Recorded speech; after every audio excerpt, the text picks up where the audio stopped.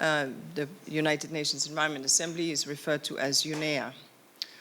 As the world's top decision-making body on the environment, UNEA, and in this case UNEA 6, will bring together ministers and intergovernmental organizations, the broader UN system, civil society, the scientific community, and the private sector to shape global environmental policy.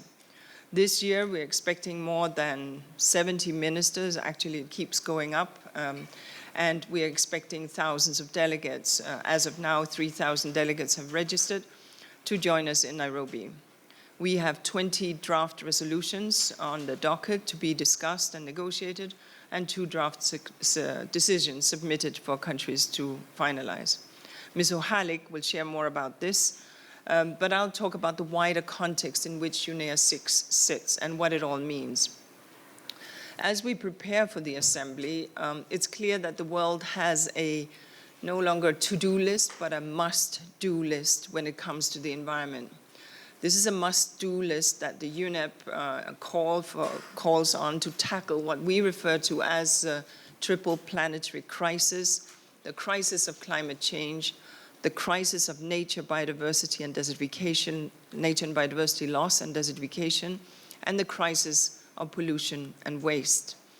And these crises are disproportionately affecting the global south and especially the African continent, including Kenya. The impacts here are here now, and they are growing. Last year was the hottest record year that we know, bringing more intense storms, more droughts, more flooding, more wildfires.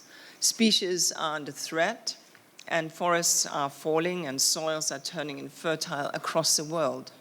Millions of people are impacted by this, and unfortunately, many dying each year from exposure to pollution and chemicals. There's a global response for the crisis, and this is a good thing. Last year's climate talk signaled the end of fossil fuels in the transitioning away from, and it signaled the establishment of the Loss and Damage Fund, with initially 700 million, a bit more, in pledges. We also saw a new framework on chemicals that was gavelled in September of last year, which is a major breakthrough, but which the world has not focused so much on, but which we will all benefit from, I can promise you. And we saw the first full year of the implementation of the Kunming-Montreal Global Biodiversity Framework, the new framework that sets ambitious targets against which we are all working. And we are, of course, as you will know, in the final stages to negotiate the plastic agreement, a legally binding framework for plastic pollution, including in the marine environment. That was a key outcome of UNEA 5, you may recall. There are dozens of other global and regional multilateral agreements, many of them hosted by UNEP, that are underpinning and seeking to support us tackling the triple planetary crisis: the crisis of climate, the crisis of nature loss and desertification, and the crisis of pollution and waste. This is why this year, UNEA 6 will place a particular focus on how we can strengthen environmental multilateralism and how multilateralism can help us do this. UNEA 6 will seek to drive a united, inclusive multilateral action that addresses every strand of the triple planetary crisis as one indivisible challenge. We can't deal with this in separate pieces. We have to deal with this understanding that the planet hangs together as one and cannot be tackled chapter by chapter. We will have many, many people coming, as I mentioned. We are very happy to have a Youth Environment Assembly kicking off, convened by youth, for youth, with the agenda determined by youth. We will also have leadership dialogues that will focus on finance, on science and data and digitalization, and on multilateralism. We'll have a day that is dedicated to bringing together the various multilateral environmental agreements that global governments have signed up to, with a view of creating a unified vision for amplification of action. Now it's, of course, a fact that UNEA 6 will not solve the world's problems overnight, nor is that what it is intended to do. But what it can do and what it must do is to unite nations under the banner of environmental action. We all live on this planet, and we have to focus our minds and our energies for key solutions to that triple crisis: the crisis of climate change, the crisis of nature loss and desertification, and the crisis of pollution and waste. And that is what will help guide UNEP's work into the critical period for our people and for our planet. And my co-panelist, Rathika. Good morning, members of the media or for the state. As Kenya, we are once again extremely proud to welcome to Nairobi delegates from the United Nations member states to the 6th session of the United Nations Environment Assembly, UNEA 6, which will be running from the 26th to the 1st of March under the theme of effective, inclusive, and sustainable multilateral action to tackle climate change, biodiversity loss, and pollution. It is a privilege for Kenya to host UNEA every 2 years in Nairobi by virtue of our country being the global headquarters for the United Nations Environment Program. Kenya, on its part, continues to live up to its high international ranking as the environment capital of the world by being a trailblazer in climate action. We are all aware that last year we did successfully host the first ever Africa Climate Summit, held alongside the Climate Week, where we had an outcome in the form of a call to action, popularly dubbed as the Nairobi Declaration, which has since become a blueprint where we are carrying Africa's climate action aspirations and has become the main reference document at various fora, including the recently concluded COP28.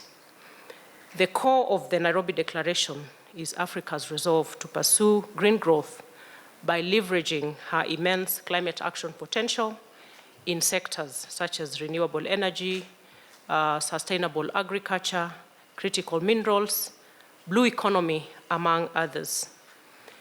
As we integrate these aspirations as a country, we are focusing, and I just want to highlight what we are doing as a country, even as we host this very significant forum of UNEA 6.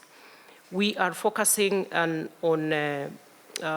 reviewing our regulations, our laws, our strategies and programs. An example of which is that last year we successfully amended our Climate Change Act to provide for a more progressive and robust carbon markets framework. Last week we just finished a public participation meeting, and we are at the tail end of finalizing our regulations to back our Climate Change Act. We are reviewing our Environmental Management and Coordination Act. We have just set up the designated national authority, putting in place structures for the carbon markets registries.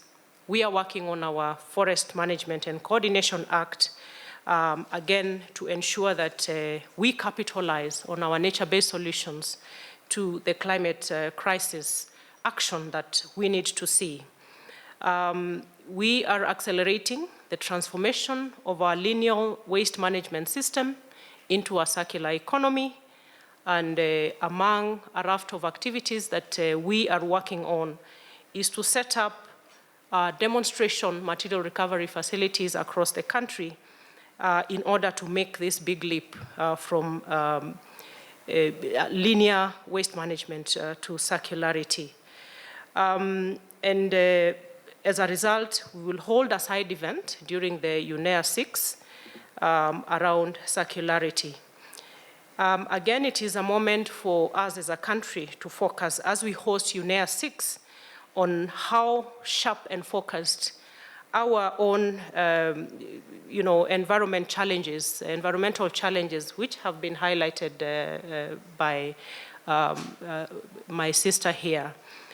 Kenya has borne the brunt of the effects of the droughts, the cyclic floods, and a number of climate crises that we really have to tighten up our belts and step up in making sure that our bottom-up economic transformation agenda is making specific responses to the need for us to tackle head-on the climate and environmental crisis that we face.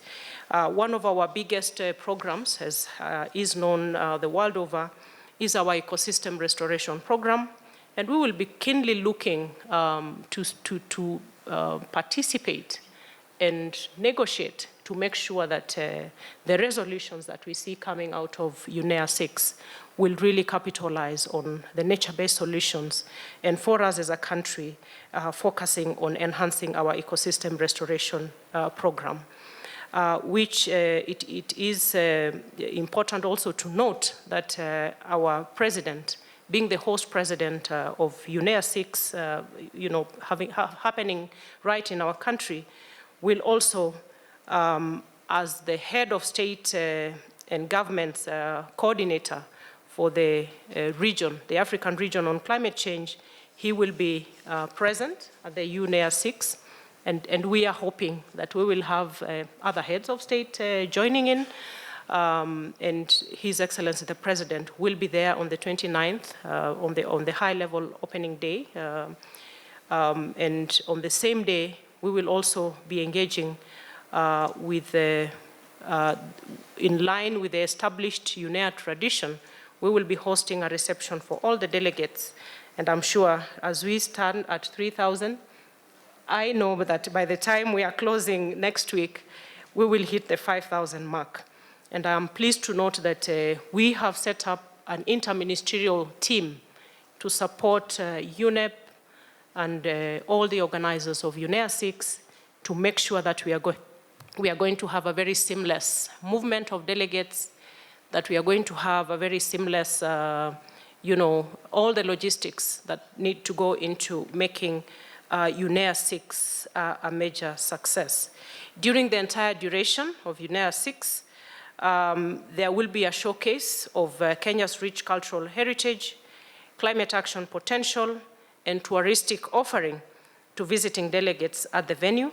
And we thank UNEP for facilitating the setting up of a Kenya House at the venue. I guess that comes with being the privileged host of UNEA 6.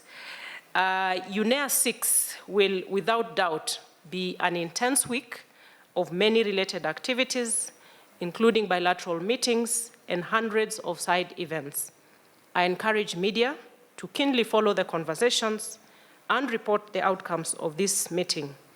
As the host country, we look forward to the outcomes, and I said, to very sharp resolutions. And I will be actively participating with colleague ministers, and I'm happy that we have 70 confirmed, and I'm sure we will have more to make sure that we pull together to enhance the solutions that are badly needed to respond to the triple planetary crisis of climate change, biodiversity loss, and pollution. With those few remarks, I will stop there and looking forward